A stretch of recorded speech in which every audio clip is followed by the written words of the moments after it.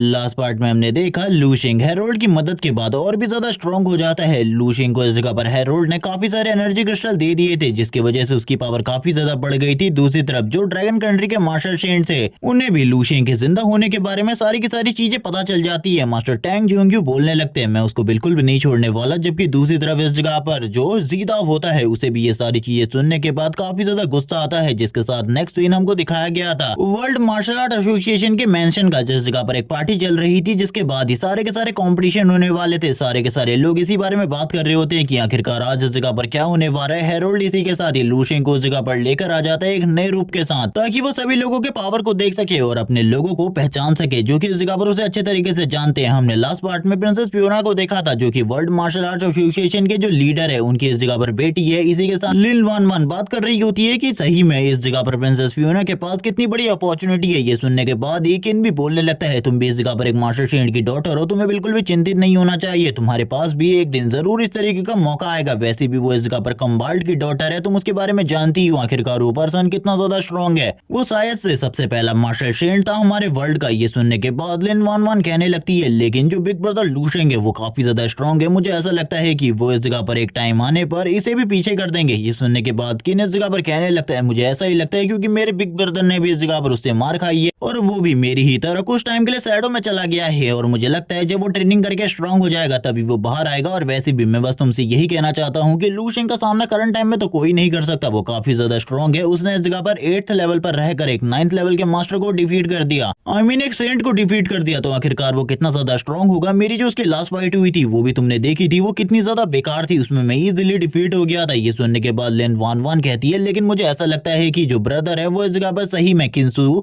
के लिए परफेक्ट है। ये सुनने के साथ ही वो कहने लगता है ये सारा का सारा डिसीजन मैं बिल्कुल भी नहीं ले सकता, ये सारा का सारा डिसीजन तो बस मेरे फादर ही ले सकते हैं, मेरे लिए इन सारी चीजों को कहना इम्पॉसिबल है। और इसी के साथ ही लूशिंग के बारे में वो सोचने लगता है आखिरकार लास्ट टाइम पर लूशिंग और उसके बीच में जब फाइट हुई थी, लूशिंग ने उसकी हालत को किस तरीके का कर दिया था और उसकी मार्शल विल भी बहुत ज्यादा बुरे तरीके से डैमेज हो गई थी। लेकिन अभी उसने प्रॉपर्ली अपनी मार्शल विल को क्रिएट कर लिया है। सारे के सारे जो मार्शल्स होते हैं एक जगह पर बैठकर खाना खा रहे होते हैं, आपस में बात कर रहे होते हैं। तभी हम लोगों को इस जगह पर ईस्टर्न कंट्री के मार्शल का सीन दिखाते हैं, यानी कि ड्रैगन कंट्री के, जो की बात कर रहे होते हैं। प्रिंसेस फियोना काफी ज्यादा खूबसूरत है, हम लोगों को लगता है जो हमारे गॉड हैं उनके पास एक इस तरीके की लड़की तो होनी ही चाहिए। हमें लगता है एक बार हम लोगों को मास्टर कंबार्ड से बात करनी चाहिए। ये सुनने के साथ ही इस जगह पर बाकी जो मार्शल होते हैं वो बात करने लगते हैं नहीं नहीं हमें इस बारे में बात नहीं करनी चाहिए, क्योंकि लूशिंग को इस जगह पर पहले से ही किंसू के ऊपर क्रश है, वो उससे प्यार करता है, इसीलिए हम लोग उसके प्यार के बीच में तो बिल्कुल भी नहीं आने वाले। और वो सेंट्रल डिवीजन के मार्शल से इस बारे में बात कर रहे होते हैं। ये सुनने के साथ ही सेंट्रल डिवीजन के मार्शल कहने लगते हैं मुझे पता है इन सारी चीजों के बारे में, इसीलिए मैं इन सारी चीजों के लिए कुछ भी नहीं कहना चाहता। जिसके साथ ही बाकी सारे के सारे लोग हंसते हुए बात करना स्टार्ट कर देते हैं। जो इस जगह पर सेंट्रल डिवीजन के मार्शल होते हैं वो कहने लगते हैं तुम इस जगह पर ठीक कह रहे हो, जबकि ये सारे के सारे लोग इस जगह पर इस कंपटीशन को जीतने के लिए आए हुए थे, क्योंकि ये लोग इस जगह पर जो एनर्जी क्रिस्टल है वो लूशिंग के लिए ले जाना चाहते हैं। जिसके साथ ही ये लोग अपने अपने ग्लासेस को टोस करते हैं और इसी के साथ ही आपस में बात करना स्टार्ट कर देते हैं। जबकि दूसरी तरफ हम लोगों को प्रिंसेस फियोना का सीन दिखाते हैं, जो कि अपनी दोस्त के साथ बैठी हुई थी, जो कि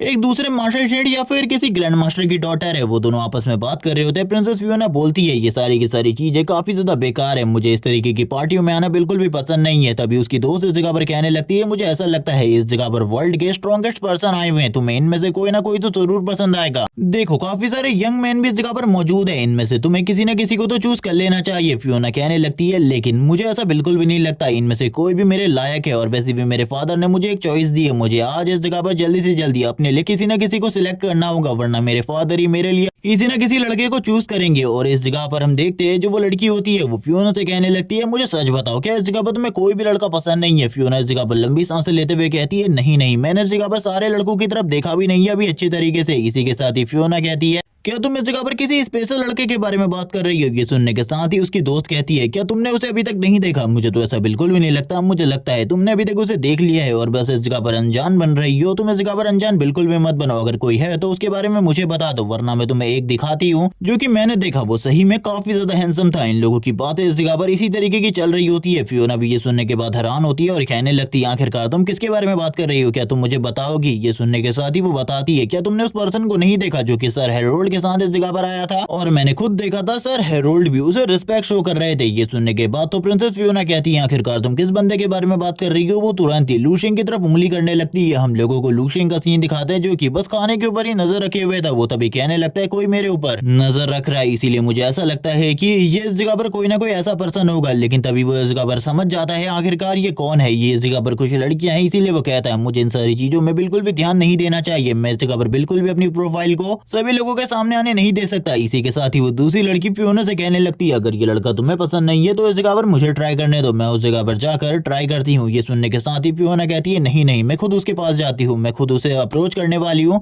तुम्हें बस इस जगह पर बैठने की जरूरत है। जिसके साथ ही फियोना भी आगे बढ़ने की कोशिश करती है। वो थोड़ी ही देर में आ जाती है लू शेंग के पास। लू शेंग ने अभी तक इस जगह पर उसे अपना नाम नहीं बताया होता है। लू शेंग उसकी तरफ देख रहा होता है और सोच रहा होता है आखिरकार फियोना ने मुझे कैसे ढूंढ लिया, मुझे तो कुछ भी समझ में नहीं आ रहा। जहां तक मुझे पता है ये इस जगह पर कंबाल्ड की डॉटर है जो कि काफी ज्यादा स्ट्रॉन्ग है। सारे के सारे मार्शल शेड में जो कि हमारी कंट्री के हैं उनमें से तो वो काफी ज्यादा स्ट्रॉन्ग है। ये कहा जाता है कि उसका पावर 9th लेवल के पीक पर है और यहाँ तक कि वो जल्दी से जल्दी अगर अपने कल्टीवेशन को और भी ज्यादा तेजी से ग्रो करना चाहे तो वो तुरंत ही 10th पर पहुंच जाएगा। ये सुनने के बाद तो लू शेंग अपने मन में कहने लगता है उसकी डॉटर इस जगह पर मौजूद है, मुझे लगता है कोई ना कोई बड़ी गड़बड़ हो सकती है, इसीलिए मुझे शांति से इस जगह पर अपने काम से काम रखना चाहिए। क्योंकि करंट टाइम में कंबाल्ड इस दुनिया के अंदर एक ऐसा बंदा है जिसे अभी मैं भी नाराज नहीं कर सकता। और इस बारे में बात करते हुए लू शेंग एक लंबी सांस लेता है और इसी के साथ ही कहता है मुझे इस जगह पर फियोना में कोई भी दिलचस्पी नहीं है, मैं इस जगह पर पहले ही किंसू को पसंद करता हूँ। जिसके साथ ही हम फियोना को देखते हैं जो कि लू शेंग से पूछने लगती है क्या तुम मुझे इस जगह पर खाने के बारे में बता सकते हो, आखिरकार उसका टेस्ट कैसा है। तभी लू शेंग की जो नजर होती है वो गलत जगह पर जा रही होती है। लू शेंग कहने लगता है आखिरकार तुम कहना क्या चाहती हो, मैं इस जगह पर बिल्कुल भी नहीं समझ पा रहा। तभी वो कहती है तुमने इस जगह पर सारे के सारे खाने को टेस्ट किया है, मैं उस जगह पर तुम्हें देख रही थी, क्या तुम मुझे बताओगे आखिरकार तुम्हें कौन सा खाना सबसे ज्यादा टेस्टी लगा है। लू शेंग फियोना के ऊपर से नजर हटाता है और इसी के साथ ही एक खाने के ऊपर उंगली करते हुए कहने लगता है ये वाला इस जगह पर काफी ज्यादा टेस्टी है, तुम्हें एक बार के लिए इसे ट्राई करना चाहिए। इसी के साथ ही हम देखते हैं जो फियोना होती है तुरंत ही उस चीज को ट्राई करने लगती है। वो एक तरीके से इस जगह पर एक पेस्ट्री थी,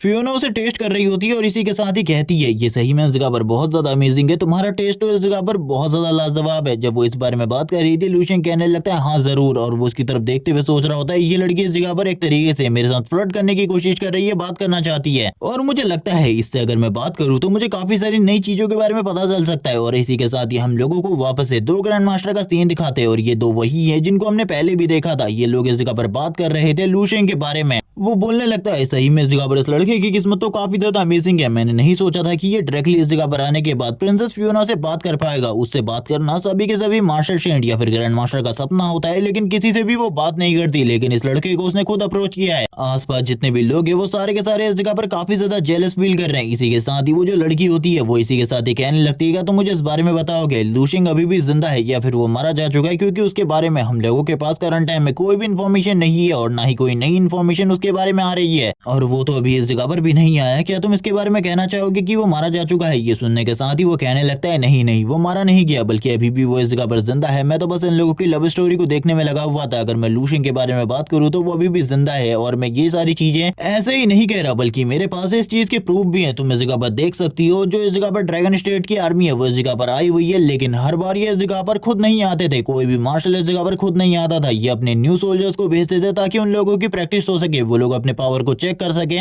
लेकिन इस बार चीजें पूरे तरीके से डिफरेंट है और इसी के साथ ही सारे के सारे लोग इस जगह पर आए हुए हैं। और मुझे लगता है कि ये लोग इस जगह पर लू शेंग के लिए ही एनर्जी क्रिस्टल को इकट्ठा करने के लिए आए हैं, क्योंकि लू शेंग बहुत ज्यादा जल्दी एक गॉड एक सेंट बनने वाला है और तुमको तो पता है वो कितना ज्यादा पावरफुल होगा। ये सुनने के साथ ही वो कहने लगती है मैं बस एक ही चीज कहना चाहती हूँ, जो कि अपने 8th लेवल के साथ किसी 9th लेवल को मार सकता है। अगर वो 9th लेवल पर पहुंच जाएगा वो तो इस पूरी की पूरी दुनिया को हिला देगा। तभी वो कहता है ऐसा बिल्कुल भी नहीं है, बल्कि उसकी पावर को कंट्रोल रखने के लिए ड्रैगन कंट्री में काफी सारे लोग हैं। मुझे लगता है जहां तक टैंग झोंग्यू के बारे में और लिंग झोंग्यू के बारे में वो इस जगह पर काफी ज्यादा स्ट्रॉन्ग है, वो उसे कंट्रोल में रख सकते हैं ड्रैगन कंट्री के अंदर तो। और इसी के साथ ही वो अपने मन में कह रहा होता है लेकिन मुझे नहीं लगता लू शेंग को कंट्रोल करना बाकी लोगों के लिए अगर वो इस जगह पर आ जाता है तो आसान होने वाला है, क्योंकि लास्ट टाइम पर जब उसकी पावर देखी गई थी वो आज से 1 साल पहले की बात है और अभी वो कितना ज्यादा स्ट्रॉन्ग हो चुका होगा इसके बारे में तो मैं नहीं जानता। लेकिन एक पर्सन है जो कि अभी भी उसे इस जगह पर सप्रेस करके रख सकता है। शायद से ये बंदा इस जगह पर अपने बारे में बात कर रहा है या फिर किसी और के बारे में, ये अभी भी हम हम लोगों को बिल्कुल भी नहीं बताया जाता, जिसके साथ ही हम लोगों को पता चलता है कि फियोना ने इस जगह पर जो लू शिंग था उसके साथ काफी ज्यादा फ्लर्ट किया, जिसकी वजह से सारे के सारे लोग लू शिंग से जेलस थे। लेकिन लू शिंग जल्दी उस जगह से निकल गया क्योंकि उसे कुछ प्रैक्टिस करनी थी, क्योंकि इसके साथ ही world grand master competition start होने वाला है और सारे के सारे एनिमीज इस जगह पर आने वाले। ये पार्ट इस जगह पर एंड हो जाता है। नेक्स्ट एपिसोड में हम लोग डायरेक्टली कॉम्पिटिशन को देखेंगे, आखिरकार उसमें क्या होने वाला है, किस तरीके की फाइट होंगी, क्या लू शिंग इस जगह पर फाइट करेगा उन गाइड के साथ, क्योंकि करंट टाइम में लू शिंग को काफी सारे एनर्जी क्रिस्टल की जरूरत है। अगर वो लोग इस जगह पर लू शिंग से फाइट करेंगे तो क्या होगा, ये सारी चीजें हम लोग नेक्स्ट एपिसोड में देखेंगे। मुझे लगता है तुम लोगों को ये वाली वीडियो काफी ज्यादा पसंद आएगी, तो चैनल को लाइक, सब्सक्राइब और कमेंट करना मत भूलना। ये वीडियो तुम लोगों को कैसी लगी? Okay bye guys.